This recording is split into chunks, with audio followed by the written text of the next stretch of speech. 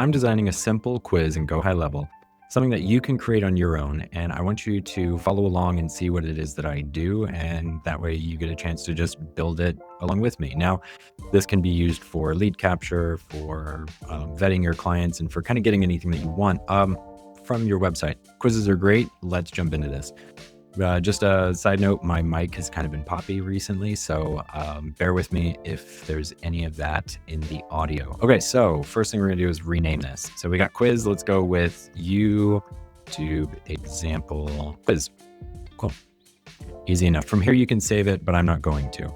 Now, based off the laws of building quizzes that I follow, you want to know how many pages you're going to have, and you're going to want to know exactly what the questions are going to be. So I already know that this quiz is going to have 5 pages. So I'm going to add those pages now. So let's go ahead and do that. 1, it gives us page 2. So we'll give us page 3. So we'll give us page 4, and then we're going to have page 5. So now I know exactly how many pages I have.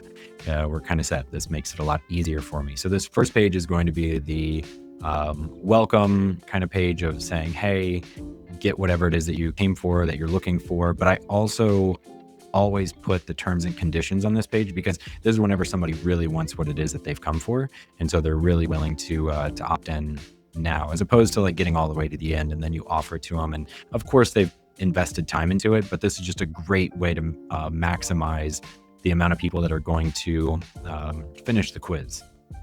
So go ahead and throw your text here. We'll come back and edit that in just a second, because we want to go ahead and grab our terms and conditions as well. So that's highlighted. Let's go ahead and throw that underneath. Should have dragged on. Cool. So let's go ahead and build out this first page really quick. We have our text. So I don't like writing in this box. I always go to here, makes it a little bit easier. Now, if you do text or type fast, it can lag and then it will just not register what you wrote. So just a heads up. I know you're finding this video super helpful right now, but if you wanted to just copy and paste some codes and have an outstanding quiz up and running on your website in the next 5 minutes, then click the link in the description. I already have this written out. So we're going to do answer. You can see the pace of it. 3 questions and get your, I'm going to put blank in minutes. And this is already a head one, an H1. So it's already our header. And we want to throw that into the middle. So let's middle align that. And it does need punctuation. So let's go ahead and throw an exclamation point. Ta-da, now there's excitement. And then beneath that, you see where it says, I agree to terms and conditions provided by the company. By providing my phone number, I agree to receive text messages from the business. What I'm going to do is I am just going to put /email address, and then I agree to receive text messages /emails from the business. I don't know what business you're running. I don't know if you run primarily off of emails or if you run off of phone numbers. So I always try to make sure that it's covered and we don't have to go back and worry about it. If you say this, then you're fine, right?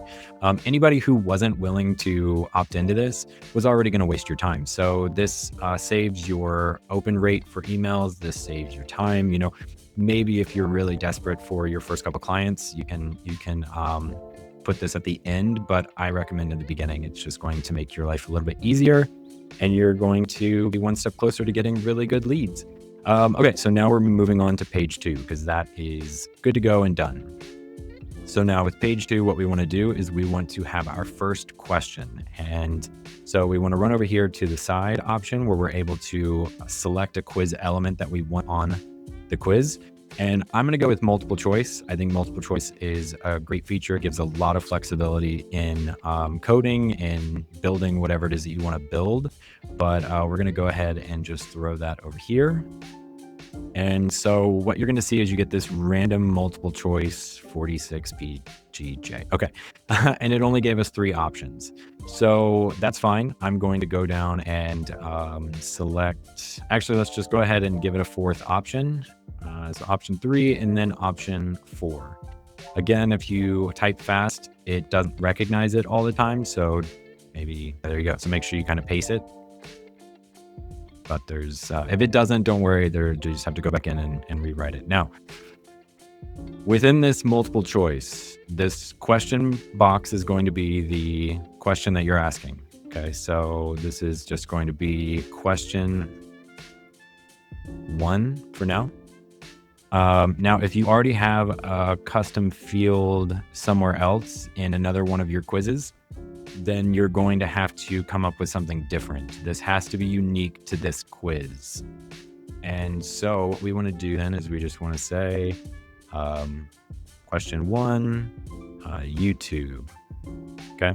And so now that this is here, then we are going to be able to use this. Now, if we wanted to create another quiz and use that as a question 1 YouTube, we wouldn't be able to.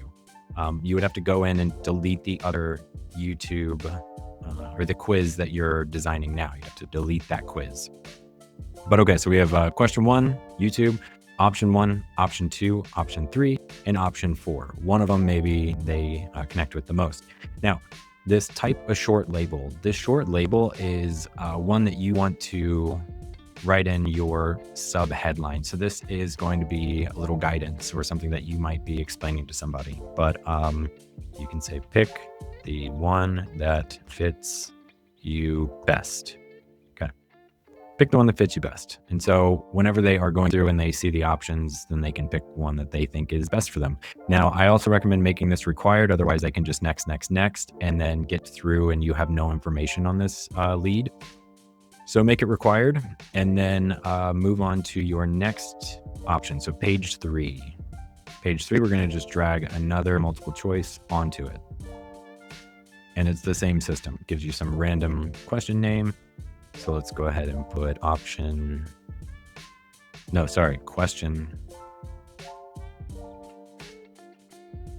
2, YouTube. And then let's short label, because we know we're going to need one. We're going to need to instruct. So which looks best?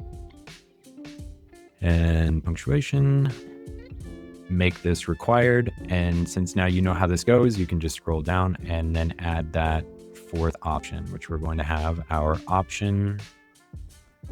Make sure it picks up option 4. And cool, so it does. And now we have our second question. Go back up, make sure that this is right. I do recommend that you add punctuation just to make it a little professional, but you don't have to. Do what you want as your quiz. And then our third question, page 4. So this is the last question we'll be asking them. And then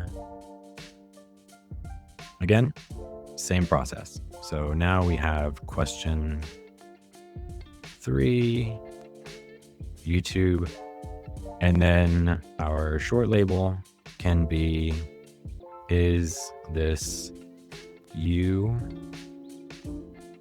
It can be anything. It needs to relate to the question, obviously. And then we're going to make it required. And then we're going to go back down and we're going to add option 4. Again, it didn't pick up, so that's fine. Okay, so we have our question then, and now we're on to page 5. Page 5, we just need to get their information and then kind of have them submit the quiz, and they're good to go. But there's a few things that you need to do to this quiz to make it professional, because even a basic quiz can be beneficial. Or a basic quiz is better than no quiz, but you always want to try to make it the best that you can. So let's go ahead and throw a full name. We'll edit that next. And then next, we're just going to grab their email, because I don't need their phone number. I'm not sending texts, though I don't want to capture their phone number. It's not that it's a bad thing. Most people are kind of used to it, but unless you plan on using it, then don't, because why put somebody on guard for something you're not going to use? That's my opinion. Do whatever you want, but that's my humble opinion. Okay, so rather than writing a full name at the top, I like to put name and then just have full name here. But I like to make it lowercase. That way it's just kind of simple and seamless, right? Get that streamlined. Next, we have email. Same thing. We can drop down here and put email. Now, again, email is already required. You want to make sure the name is required too. Otherwise, someone can just go in and put something. You're going to have a ton of people who just put something random, which is fine. But you want to make sure that at least there's a name attached to it within your system. That'll make it easier so you don't just have all these random no-name leads. That's not going to help anyone, and it's just going to make your life a little bit of a headache. Now, what you want to do at this point is scroll back down and grab some text. Just grab text, throw it here, and we can make this kind of like the final little outro.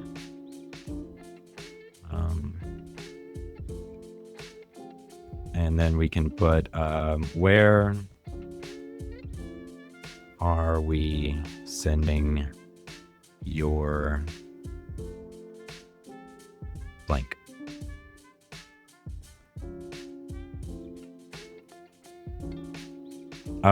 Within this, you can even write something to the extent of like, you qualify, or you're a right fit, or this is perfect for you based off your answers. You can make it very customized and personalized, even though it's not, even though everyone's going to see the same thing. But for just this quiz that I'm building, I'm just writing, where are we sending your, and then blank. So whatever it is that you were sending them, was it a cheat sheet? Was it a guide? Was it a link? Was it something helpful that they needed and they just had to have it?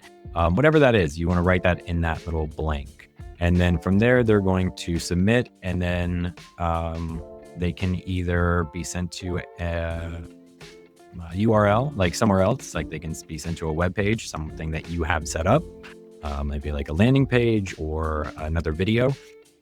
Or you can have this where it shows them results in regards to a score from the quiz that they got. And that's a bit of a complex play that you can use to help them get sold on the idea of working with you, or sold on buying into your product. But that's something for later on. Now, what we want to do from here, because the quiz is nice, and let's go ahead and preview it. So let's jump out of here and let's just see what it looks like. So it's good to preview quizzes you're going through, make sure things are working. Okay, so I'm waiting for this to load all the way. Let's see. It looks like, okay, so because I'm screen recording, that's what took a second. Perfect. Now, whenever you get to this page, you were somewhere, you were watching a video, you were engaging with something online, you were offered this, and so you got here. Answer these 3 questions, get your blank in minutes. Okay, so I obviously want the blank that you're offering, right? All right, I agree. Yeah. You're probably gonna text me.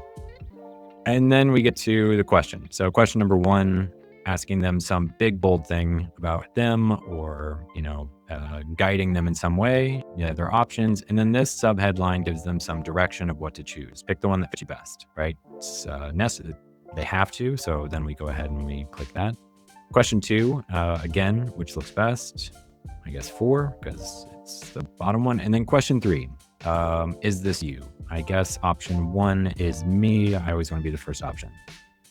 And then where are we sending your blank? Okay, so again, now it's just your name and your email. So once you put this in, Clark Kent, and then we put Clark Kent at superman@gmail.com. Look at that. We submit, and because we didn't edit anything on the back end, it's going to go straight to that default quiz where it's showing the overall score of the quiz that they got, and it doesn't really do anything. If you leave this like this, then whoever took this is just gonna be like, what are you doing? And if you don't have any automation set up to the quiz, they're not gonna get anything. So that's fine. We have our quiz kind of done, but as you can see, it was ugly. There was nothing on it. It was just blah, terrible. So there's 2 or 3 things that we want to add. So first thing we want to do is we want to add the progress bar. Progress bar is extremely important because we want our users to know what step they're at in quiz, and let them know that there is a path, or they're on the right track. Someone's in control. They know that they're where they're supposed to be. So you want to go up here to the top right, go into style and options, and then we want to go to advanced, I believe. Yep. And we want to go to, oh, I apologize. Don't listen to me in that moment. Go to styles and go down to footer. That's what it is, styles, footer. And you're going to see that whenever you open this up, it gives you the options for your footer right here. Now you have the option of editing some the buttons, the position, and the text. So you can change that color.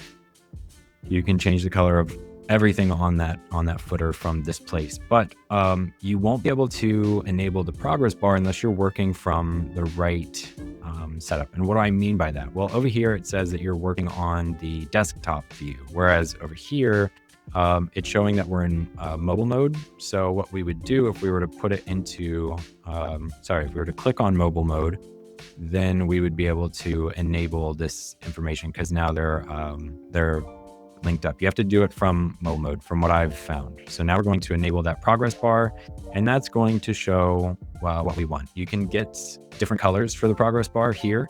You can make that based off your branding, based off everything that you want. And then this is extremely important because, again, it's letting people know that they're in the right place. I know that it says 1 of 5 down at the bottom, but there's something about this being at the top that just lets people know, okay, they're getting to the point in the right spot. It's not going to take forever. It's just a great visual symbol. Okay, so the next thing that we need on this is that we need to allow our users to go back. So if they make a decision on one of the questions, let's go to page 2. If they make a choice and then all of a sudden they're like, oh wait, that wasn't me, then we need to make sure that we allow them to go back and hit that previous button. So extremely simple. We're gonna go settings. We're gonna go all the way down to where it says back button. You're just gonna click that on. Now your previous button will work. It allows people to go back and change an answer if they didn't believe with the answer that they put the first time. Really important. If you don't like the animation where it's a simple, smooth transition, you can edit that here, but I like them, so keep them.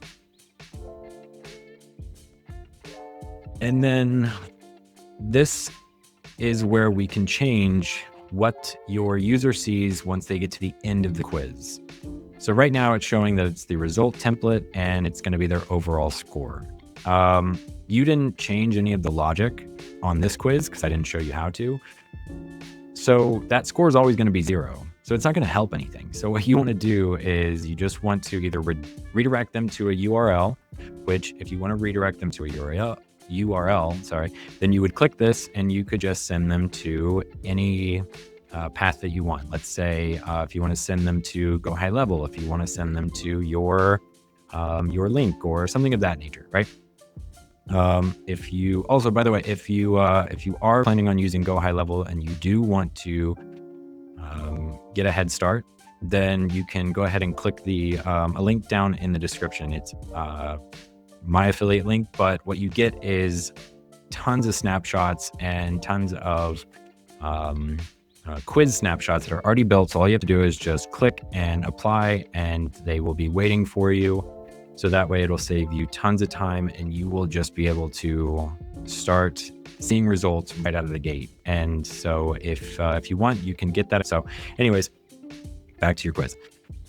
If you don't want to use a redirect to URL, then you want to use a message. And a message is something that you can just easily paste into here. We appreciate your feedback. Thanks for taking a complete quiz. You can say, great, we got your information. Check your inbox in the next 5 minutes. Check spam because sometimes it's there. Or you can just give them a direct download link here to give them exactly what it was that you offered them. This is a great way to build trust within people, because if you give them that immediate dopamine, then they can receive what it is that they asked for. Now there's other plays more advanced, and you'll see those in the snapshots that are waiting for you whenever you sign up for GoHighLevel and you use that affiliate link. But if not, there are tons of videos showing you how to make this more advanced and how to run those more advanced plays. So that way the people who are getting in your quizzes are excited, happy, and having the best user experience, because that's what it's all about. That's where everything is headed. It's all user experience. Now, what we want to do is we want to jump back out to edit. And I just want to show you something really quick. Now, if this is good enough for your needs and for your company, and this is going to work with your audience, then great. but oftentimes it's not, because nobody wants this. Nobody wants to do this. This is awful. But if you want something like this, then you want to jump below and grab the pack, because these codes are going to turn your quizzes into high converting lead forms to lead capture. You're never going to do onboarding again. This is going to be the face of your brand, of your company. The first impression that your users are getting is going to be something to the quality that you want it to be. So if this is what you were after and you are actually wanting to create codes like this, then I recommend jumping down there. Anyways, hope this was helpful. Until the next one,